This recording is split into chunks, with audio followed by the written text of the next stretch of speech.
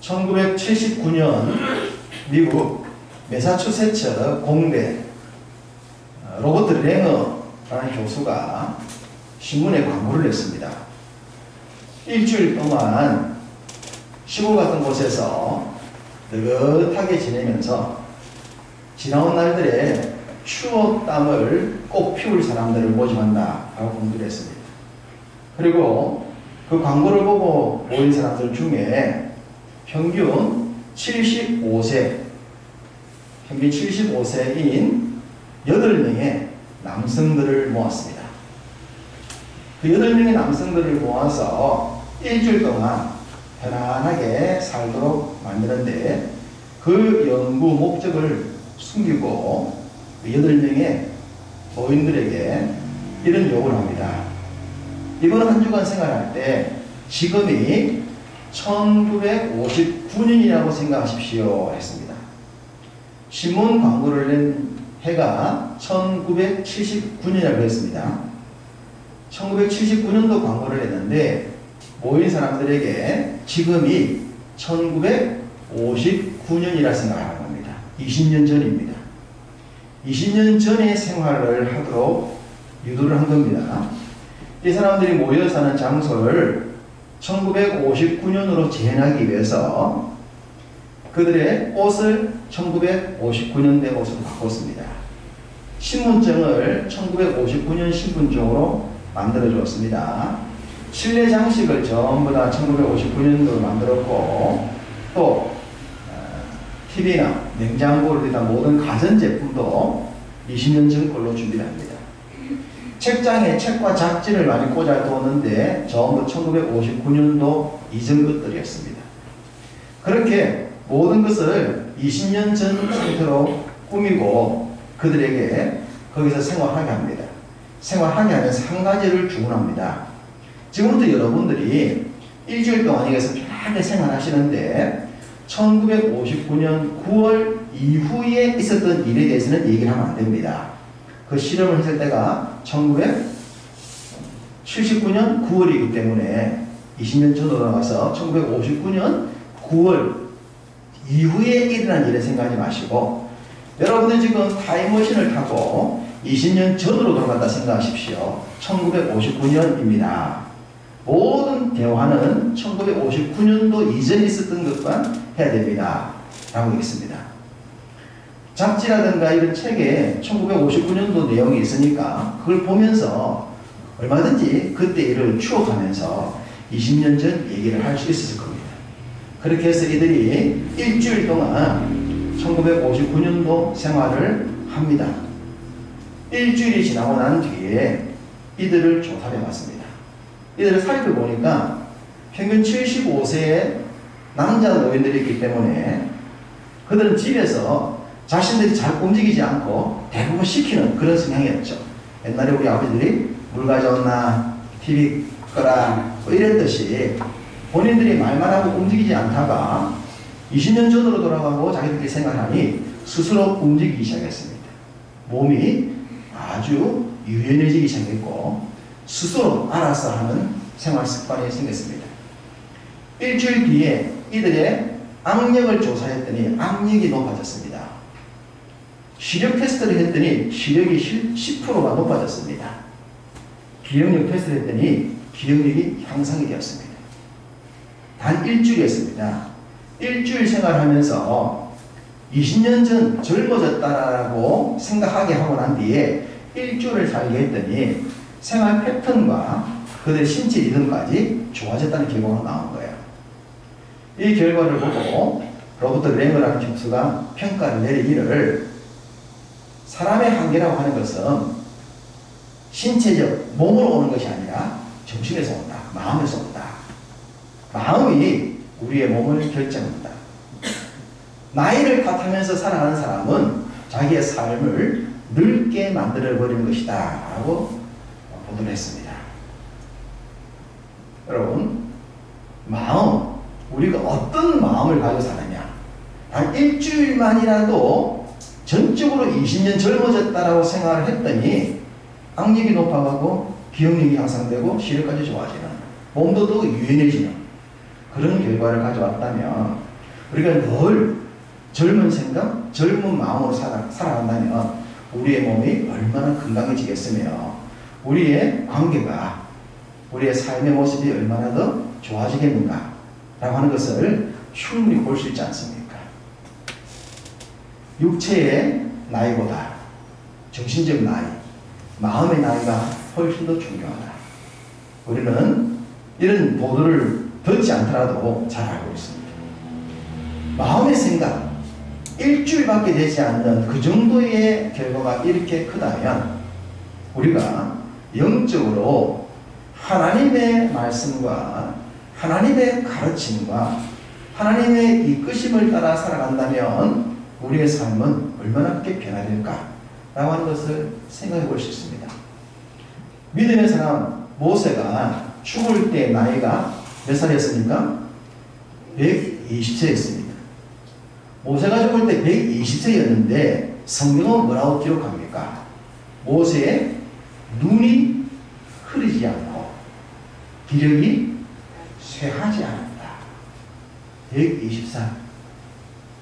120의 노인이 눈이 흐리지 않고 기력이 쇠하지 않았다. 이유가 뭡니까? 하나님의 사명을 따라 하나님의 말씀을 따라 살았기 때문에 모세가 죽을 때도 그렇게 건장해졌다라고 성경이 보여주고 있습니다. 하나님은 하나님의 백성들이 이 세상을 살 때 그렇게 살기로 합니다. 건강하게, 강하게 살기로 합니다. 성경은 이런 말씀이 있죠. 우리의 겉사람은 낡아지나 속사람은 날마다 새롭다. 내 속사람이 늘 새로우면 내가 나이가 들어도 나이가 든 것 같지 않는 거예요. 아, 동안이네요. 동안이시네. 아직까지 머리가 안 새시네. 도대체 뭘 먹고 사시는 거예요? 내 영혼이, 내 마음이, 내 생각이 늘 새롭고 젊기 때문에 분명히 환경과 여건은 늙어져야 되고 피폐해져야 되는데 실질적으로 보면 안 그런 거예요. 그게 하나님의 말씀을 가슴에 안고 그 말씀을 따라 살아가는 삶의 모습입니다. 하나님이 천지 만물을 창조하시면서 사람들이 주신 약속이 뭡니까? 그게 창세기 1장 28절에 생육하고 번성하여 땅에 충만하라. 너희가 이 땅에서 잘 살아라. 땅에서 잘 살아라. 여러분들이 살고 있는 삶의 현장에서 잘 살아라. 이 말씀 주신 건 아닙니까? 그렇게 땅에서 생육, 번성, 충만하게 했는데 사람들이 그 가르침보다는 세상이 좋고 세상 사람이 좋고 세상의 가르침이 좋아서 세속화되었다고 그랬어요.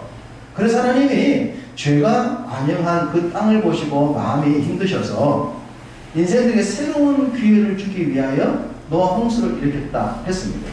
그것은 너희들에게 새롭게 살 기회를 준다. 이 기회였습니다. 그리고 새로운 기회를 주는 그들이 주신 말씀도 창세기 1장 28절만 통일했어요. 여러분 창세기 9장 1절 한번 보겠습니다. 본문으로 돌아와야 되니까 돌아올 준비해 주시고 창세기 9장 1절은 노아 홍수 이후에 새롭게 삶을 사는 사람들에게 주신 얘기예요. 창세기 9장 1절 보시면 같이 읽어볼까요? 하나님이 노아와 그 아들들에게 복을 주시며 그들에게 이르시되 생육하고 번성하여 땅에 충만하라. 이게 어떤 말씀입니까? 창세기 1장 28절 말씀 아닙니까? 창세기 1장 28절에 생육하고 번성하여 땅에 충만하라. 하나님이 천지 만물을 창조하시면서부터 주셨던 말씀이 노아 홍수 이후에 새로운 삶을 사는 자들에게 똑같이 주신 거예요. 너희들 생육하고 번성하고 땅에 충만해라. 거기서 잘 살아라 이 말입니다. 땅에서 정말 너희들 좀 잘 살아다오. 죄악이 번영한 땅 만들지 말고 잘 살아다오. 그 말씀을 주신 거예요. 이 말씀이 오늘 사는 우리에게도 적용되는 것은 우리가 그렇게도 잘 알고 있는 사도행전 1장 8절에 보면 성령이 임하셨을 때에 우리로 하여금 온 유대와 예루살렘과 땅끝까지 이르러 뭘 말합니까? 유대와 예루살렘과 땅끝 벗어나는 거죠. 예루살렘에 머물지 말고 유대로 사마리아로 땅끝으로 멀리 나가라. 땅에서 잘 살아라 이 말 아닙니까? 모든 땅에서 하나님의 백성들에게 창세기에서 말씀하신 것처럼 너희들은 성령과 함께 모든 땅을 정복하라. 세계를 품에 안고 살아라. 우리가 한국의 제성동에 반여동에 산다. 거기에 만족하지 말고 너희의 꿈은 세상을 품어라. 세계를 품어라. 그래서 우리는 아프리카를 가슴에 품고 있잖아요. 여러분 중에는 아프리카를 적어도 아프리카 대륙의 우간다라는 땅을 품고 있지 않습니까? 이것만 해도 세계를 품은 사람들이잖아요. 기도의 영역이 아프리카에 있고 나의 물질의 도움이 아프리카를 가고 있으니 하나님의 말씀하신 땅끝을 내가 지금 바라보고 있지 않습니까? 얼마나 놀라워요. 그렇지 않은 가운데 그렇게 사는 자가 많지 않습니다. 여러분이 세워놓은 교회가 아프리카에 있고 그 아프리카에 세워놓은 교회를 위해서 기도하고 그 교회 성도들을 위해 기도하고 그 땅을 다시 한번 기회가 있으면 가보고 싶다는 소망을 가지고 살아가는 것, 그게 땅에 생육하고 번성하여 땅에 충만하셨던 땅끝까지 이르라 하셨던 그 말씀을 따라 사는 오늘 이 시대의 그리스도인들의 성도의 삶이란 말입니다. 그렇게 하나님이 생육 번성을 말씀하셨어요. 그런데 이 말씀을 가지고 또 이 백성들이 신할 땅에 모여서 하나님 말씀을 거역하네. 우리의 이름을 내고 흩어짐을 면하자. 우리끼리 잘 살자라고 하면서 바벨탑을 세웠다 그랬습니다. 그것은 창세기 말씀, 생육 번성 충만 말씀이 아니었어요. 그래서 그 바벨탑을 흩으시면서 백성들로 하여금 나눠지게 한 것 아닙니까? 흩으신 거예요. 땅 끝까지 흩으신 거예요. 그 흩으시면서 거기서 한 사람을 불렀다 했습니다. 누굽니까? 아브라함이죠. 그 시나의 땅, 바로 티그리스 강과 유프라테스 강 사이에 있는 메소포타미아 두 강들의 사이의 땅이었던 그 갈대아 우르, 그곳이 시나의 평지 아닙니까? 바벨탑이 있었던 곳이잖아요. 지금도 지구라트라고 하는 그 바벨탑의 흔적들이 유물로 남아있죠. 거기서 아브라함을 부릅니다. 그 아브라함을 불러서 내가 땅을 준다 하셨어요. 그걸 우리는 약속의 땅이라 성경이 말하고 있죠. 약속의 땅으로 보냈다. 그 약속의 땅으로 보냄을 받았을 때는 아브라함과 사라라는 두 사람이 불과했습니다. 물론 조카도 따라 남았지만 조카보다는 아브라함과 사라 얘기지 않습니까? 그 두 사람을 약속의 땅으로 보내시면서 내가 너로 말미암아 큰 민족 만들게 이 약속을 주셨고, 그 약속을 이루기 위하여 이스라엘 백성들을 애굽이라는 땅, 그 당시 세계 최고의 복창되고 세계를 호령했던 이집트의 핵심적인 땅 고센에 그들을 그곳에만 살게 하시면서 요셉의 초청을 받아 야곱이 70명 내려갔는데 싸움에 나갈 만한 장정만 60만 명 되었지 않습니까? 그게 무슨 얘기라고 했죠? 하나님 나라, 백성 만드는 얘기 하지 않았습니까? 하나님 나라, 백성. 하나님 나라를 세워보겠다. 땅에다가. 땅이 있어야 되고 백성이 있어야 하기 때문에 약속의 땅을 말씀하시면서 약속의 백성들을 만든 얘기가 출애굽기에서 출애굽까지의 이야기예요. 그리고 그들에게 다시 아브라함을 불렀던 그 땅으로 출애굽시킨 백성들을 이끌고 출애굽하여 이 가나안을 하는 얘기를 지금 우리가 출애굽에서 보고 있는 겁니다. 하나님이 이 땅에 하나님 나라를 세우고 싶은데 눈에 보이지 않는 하나님 나라를 눈에 보이는 하나님 나라로 세운 게 이스라엘이고 눈에 보이는 하나님 백성으로 만든 게 이스라엘이며 우리잖아요. 그리고 우리가 이 땅에 하나님의 나라를 세운 사람들이에요. 거창하지 않더라도 내 마음속에 기도의 제목이 있고 내 삶이 선교지향적이고 내 삶이 이웃을 향하고 있고 어떻게 하든지 간에 믿는 사람들을 한 사람 더 만들어서 하나님 나라 백성 만들겠다. 하나님 나라 만들겠다. 이게 우리의 꿈이요 소망이지 않습니까? 그렇게 하나님이 이스라엘 백성들에게 하나님 나라 만들라고 사명을 주신 겁니다. 자, 약속의 땅으로 가고 있습니다. 약속의 백성들은 이미 60만 명 이상 여자와 아이를 노인들 치면 200에서 300만 된다 이해하는데, 어쨌든 남자만 싸움에 나갈 남자만 60만 명이니 수백만 명의 사람들을 데리고 약속의 땅으로 가고 있는 과정이에요. 자, 나라의 세 가지 요소 중에 땅, 백성, 또 하나가 뭐라고 그랬습니까? 주권입니다. 주권이 있어야 나라가 구성되는 거예요. 하나님 나라도 똑같은 얘기입니다. 하나님 나라를 만들기 위해서 약속의 땅을 주셨고 약속의 백성들을 말씀하셨고 그 다음 주권 얘기를 하시는 겁니다. 하나님이 이 주권을 알게 하기 위해서 이스라엘 백성들을 어디로 인도하셨냐 그러면 신의 산으로 인도하신 겁니다. 다이렉트로 갈 수도 있었겠지만 하나님이 신의 산에 거쳐서 백성들과의 만남 이후에 약속의 땅으로 이끌고 가시는 거예요. 그러니까 신의 산은 주권을 부여하시는 장소다라고 생각하시면 됩니다. 자, 우리나라 헌법 얘기를 말씀드렸는데, 자, 우리나라 헌법은 대한민국의 주권은 누구한테 있다? 백성에게 있다. 우리한테 있다. 자, 대한민국 백성을 낳기 위해서는 대한민국 헌법에 의해서 백성들에게 주권이 있다고 헌법에 기록해 뒀습니다. 그러나 우리는 우리의 주권이 누구한테 있음을 믿습니까? 하나님께 있음을 믿잖아요. 나는 대한민국에 살고 있지만 역사를 주관하시는, 세계를 주관하시는 하나님의 그 주권 속에 있는 하나님의 백성이라고 하는, 대한민국의 백성보다 훨씬 높은 하나님의 백성이라고 하는 자부심. 바울이 로마 시민권을 배설물로 여기면서 하나님의 자녀된 것을 자신있게 자랑하다가 그 하나님 나라 백성을 위해 목숨을 내어놓은 것처럼 우리의 소망이 이 땅이 아니라 하늘에 있다고 하는 이 자부심은 바로 하나님의 법, 그 속에 내가 있다. 이 고백이 있을 때 가능한 겁니다. 자, 그것을 알기 위해서 오늘 출애굽기 19장 말씀을 읽고 있는데, 오늘 본문 앞에 있는 5절과 6절을 보십시다. 출애굽기 19장 5절과 6절을 보면 이렇게 말합니다. 세계가 다 내게 속하였나니 너희가 내 말을 잘 듣고 내 언약을 지키면 너희는 모든 민족 중에서 내 소유가 되겠고 너희가 내게 대하여 제사장 나라가 되며 거룩한 백성이 되리라. 할렐루야. 소유 얘기하고 있잖아요. 소유. 누구의 소유? 내 소유. 내게 속하였나니 너희는 내 나라 백성이야. 내 거룩한 백성이야. 하나님이 지금 이스라엘 백성들 뭔 얘기하고 있습니까?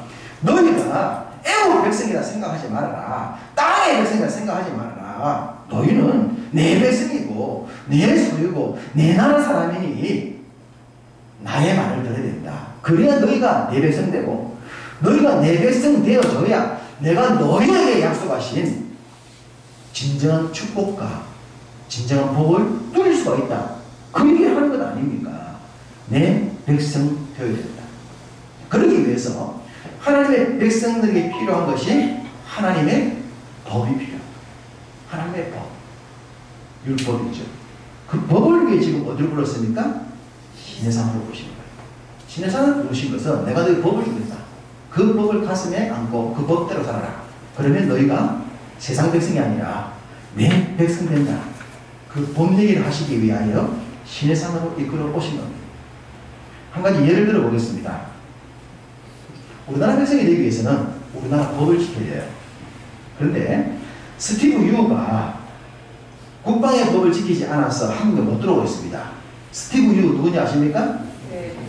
유승준. 그죠? 노래 잘하는 친구. 크리스찬이었잖아요. 그 친구 군의 얘기만 나오기만 하더라도 굉장히 인기가 있었고 전도도 많이 했었어요. 근데 이 친구가 국방의 법을 안 지켰습니다. 자기가 지키겠다 해놓고 안 지킨 거예요. 그 결과가 뭡니까? 지금도 대한민국에 못 들어옵니다. 왜? 대한민국의 법이 당신 대한민국 사람 아니야. 우리나라 법이 허락해야 당신 들어올 수 있어. 못 들어옵니다. 대한민국의 백성은 대한민국의 법을 지켜야 되는 거예요. 그 법을 지키지 못하면 생김새가 한국 사람처럼 생겨도 재미교포를 하더라도 한국에 못 들어오는 겁니다. 똑같은 겁니다. 하나님의 백성은 하나님의 법을 지켜야 돼요. 그 하나님의 법을 지켜야 하나님의 주권 속에 있는 것이고, 그래야 하나님이 너는 내 백성이라 할 수 있는 것이고 하나님이 지켜줄 수가 있는 거죠. 대한민국의 백성이에요. 대한민국이 지킬 수 있는 거예요. 하나님의 백성이기 때문에 하나님 지키는 거 아닙니까? 그러면 우리가 하나님의 법을 지켜야 하는 겁니다. 그 법을 위해서 지금 하나님이 시내산으로 부르셨어요. 시내산에 불러서 율법이라고 하는 걸 주십니다. 율법. 그 율법이 뭡니까? 율법이 너희가 내 백성이다. 하나님 백성이다 라고 하는 정체성과 함께 내 백성답게 살아라 라고 하는 명령이잖아요.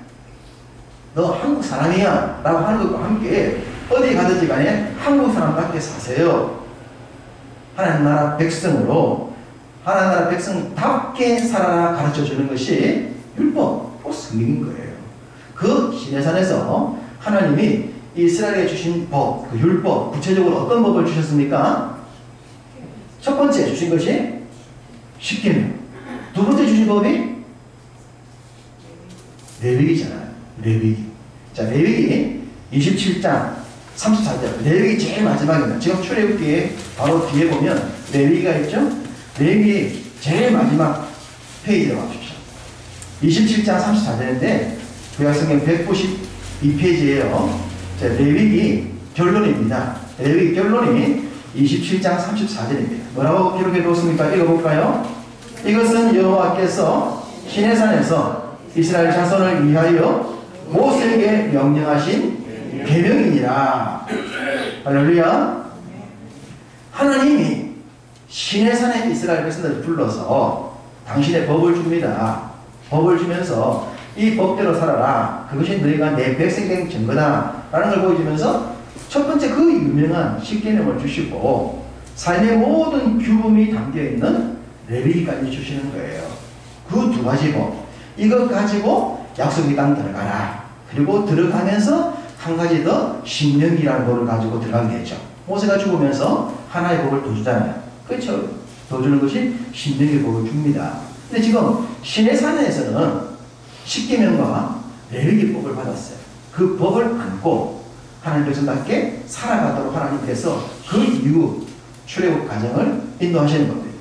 그러면 하나님께서 이 법을 주시기 위해서 이스라엘 백성들을 소위 모세로 하여금 시내산까지 오게 한 거예요. 그 수백만 명을 끌고 그 힘든 길을 따라서 여기까지 오게 하신 거예요. 그리고 하나님이 거기서 친히 강림을 하십니다. 친히 이 땅에 내려오십니다. 하나님이 왜? 하나님이 왜 지금 이 땅에 내려오시냐는 거예요. 안 내려오셔도 되잖아요.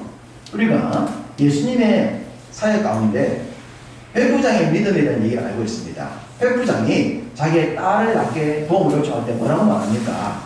예수님에게, 예수님 우리 집에 오실 필요 없어요. 오실 필요 없어요. 주님이 전능하신 분인데 무엇만 하면 됩니다? 말씀만 하면 됩니다. 여기서도 그냥 낳으라고 말씀만 하신다면 저 멀리 떨어지는 내 아이가 낫는 줄로 믿습니다. 말씀만 하십시오. 말씀으로 천지 만물을 창조하신 전능하신 하나님이 말씀만 하시면 되지 굳이 오실 필요 없어요. 여러분 모세에게 친히 강림 안 하셔도 말씀만 하셔도 되지 않았겠습니까? 왜 전지전능하신 하나님이 굳이 강림하신다 이 말이에요. 그리고 오늘 본문을 보니까 너희 가까이 오지 마. 가까이 오면 뭐 할 수 있다? 죽을 수 있어. 아니 죽을 수 있는 위협까지 주면서 왜 하나님이 강림을 하신다 이 말입니다. 왜 강림하셨을까요? 여러분들이 어떤 이야기를 누군가에 전달해야 되는데 굉장히 중요한 내용이에요. 그럼 어떻게 해요? 직접 전달하는 거예요. 직접 전달하는 게 제일 안전하거든요. 하나님이 직접 오셨어요. 왜? 지금 내가 너에게 주는 법이 뭐하다? 중요하다. 너무 중요하다. 이 법이 죽고 사는 문제가 달려있다. 그래서 내가 말만 할 수 있겠지만 내가 친히 내려가겠다. 그래서 하나님이 친히 강림하신 거예요. 사람들을 조심시키면서까지. 이건 엄청난 사건입니다. 전지전능하신 하나님이 천지 만물의 주인 되신 하나님이 직접 오셨다는 거예요. 그만큼 중요한 메시지, 생명 같은 메시지. 이 말씀 가볍게 여기지 말아라. 이 말씀 흉물이 하면 안 된다. 이 말씀이 너희가 내 백성인 증거고 이 말씀이 너희들에게 진짜 복이다. 이걸 하나님이 알려주기 위해서 신이 직접 강림하십니다. 자, 20절에 보시면 오늘 보면 20절에 신의 여호와께서 신의 산 곧 그 산 꼭대기에 강림하시고 모세를 그리로 부르시니 모세가 올라가네. 하나님이 모세야 너만 올라와 하셨어요. 여러분 우리가 호렙산 떨기 나무에서 부르심을 받았던 모세를 기억합니까? 그 호렙산이 신의 산입니다. 똑같은 산입니다. 하나님이 80세 노인, 그 당시 모세의 믿음은 기름이 깜빡깜빡 다 떨어져 나가는 그 지경의 모세라고 했습니다. 이제 곧 차가 멈춰설 수밖에 없는, 모세의 믿음이 바닥날 수밖에 없는 그 위기 순간에 호렙산 떨기나무 앞에 불러서 그의 기름을 채워주시면서 그를 새롭게 만드셨던 장면이 첫 번째 시내산의 부르심이었다면, 이 시내산 부르심은 두 번째 부르심입니다. 어떤 부르심입니까? 이때 하나님이 모세를 불렀을 때 모세는 어떤 사람입니까? 기름이 바닥난 사람이 아니었습니다. 그는 하나님으로 충만한 사람이었습니다. 하나님의 1대1로 하나님을 만나서 하나님의 말씀을 받을 수 있는 사람으로 변화가 되어 있었습니다. 이스라엘 백성들의 그 모든 완악함을 견뎌내면서 그들을 약속의 땅으로 이끌 수 있는 사명의 사람으로 바로 그 자리에 서 있었던 겁니다. 율법 앞에 선 모세, 이전의 모습과 다른 변화된 모세.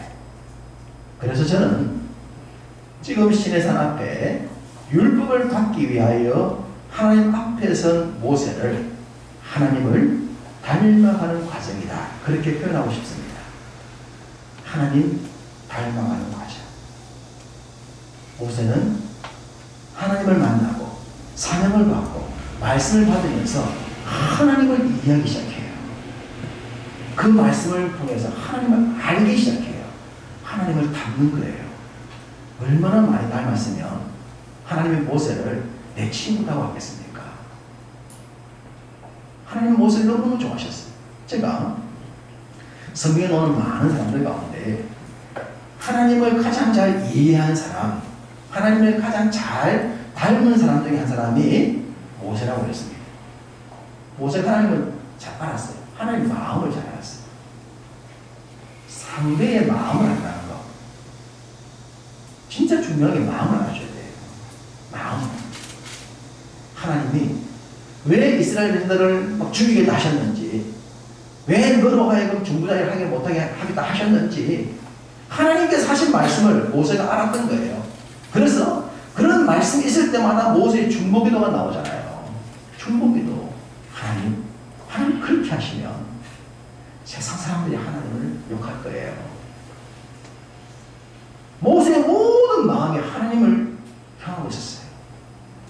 그렇게 모세가 하나님을 깊이 닮아갔을 있었던 비결이 어디에 있습니까?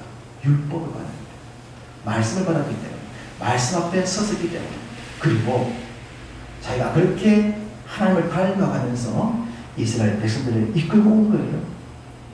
그 수백만 백성들을 그 귀찮게 그 긴 거를 그 율법의 시내산 앞에 세워놓은 겁니다. 그 이유는 여러분들도 이 말씀을 붙들고 하나님 닮아가십시오. 여러분도 하나님 닮아가야 됩니다. 그래서 그들을 끌고 온 겁니다. 혼자 와도 되는데 죽음의 위협까지 무릅쓰면서 함께 온 거예요. 동일하게 하나님이 지금 우리들에게 주신 이름이 그리스도인이라는 이름이잖아요. 신약을 사는 성도들에게는 크리스찬, 그리스도인이라는 이름을 주셨잖아요. 그 이름이 왜 옵니까? 그리스도를 닮은 사람. 예수 닮은 사람이 그리스도인 아닙니까? 예수쟁이 아닙니까? 성도라고 불리는 사람은 아닙니까? 그 성도가 어디서 표시납니까? 말씀을 가지고 따라갈 때, 말씀대로 살 때 예수쟁이가 될 수 있는 거예요. 제가 꼭 꼴통이 돼. 그런 말을 듣더라도 나는 그게 좋아서 그 예수 믿고 그 예수님 말씀 따라 살아간다. 너희가 나를 예수쟁이라도 좋고 꼴통이라도 좋다. 나는 예수가 좋다. 그 예수를 위해 살아가는 겁니다. 하나님을 닮아가자. 하나님을 닮으면 뭐가 좋겠습니까? 우리는 성경에 온 사람들이 하나님을 닮음으로 인해서 참 좋았다는 것을 보게 됩니다. 바울이 디모데에게 말하면서 이런 말을 했습니다.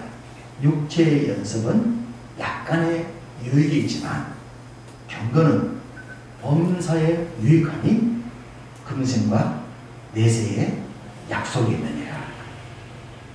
육체의 연습, 세상을 살면서 내 직장에서 돈 버는 연습, 건강하게 만드는 연습, 모든 육체의 연습에도 유익은 있지만 약간의 유익이 있어요. 그러나 경건은 주의 말씀을 따라 사는 데는 금생과 내생 약속도 있고 범사에 유익하다. 믿습니까? 아멘. 범사가 유익하다. 범사가 뭡니까? 영혼이 잘됨처럼 범사가 잘되는 것이다. 하나님 백성들에게 하나님의 법을 주신 것은 우리를 올가매기 위해서 법을 주신 것이 아닙니다. 우리에게 부담을 주기 위해 법을 주신 것도 아닙니다. 우리를 손해내게 하기 위해서 주신 것도 아닙니다. 하나님의 법은 우리에게 복을 주기 위함입니다. 너희가 내 백성이 되고 나의 말대로 살면 내가 복을 줄게. 내가 보장한다. 네가 믿고 나를 따를 만큼 내가 너의 인생에 복을 주겠다. 금생과 내세의 약속도 있고 범사에 유익하고 영혼도 잘되고 범사가 잘되게 해주겠다. 이 말씀을 믿고 살았던 사람들이 성경에 나와 있는 믿음의 선배들이요, 세계 교회가 보여주고 있는 하나님의 교회를 지켰던 이 땅에 먼저 살아갔던 믿음의 선배들과 지금도 그 말씀을 붙들고 살아가는 믿음의 성도들인 줄 믿습니다. 그리고 그 반대에 우리도 서 있는 줄로 믿습니다. 주의 말씀 붙들고 믿음 생활할 때 하나님을 닮아가는 것이고, 그 하나님을 닮아가는 삶에 하나님의 약속하신 영육간의 복이 있는 줄로 믿습니다. 그 복을 누리고 그 복을 베풀며 나누며 그 복을 흘려보내는 진정한 축복의 사람으로, 하나님을 닮은 사람으로 하나님 백성답게 살아가는 여러분 다 되시기를 주님 이름으로 축복합니다.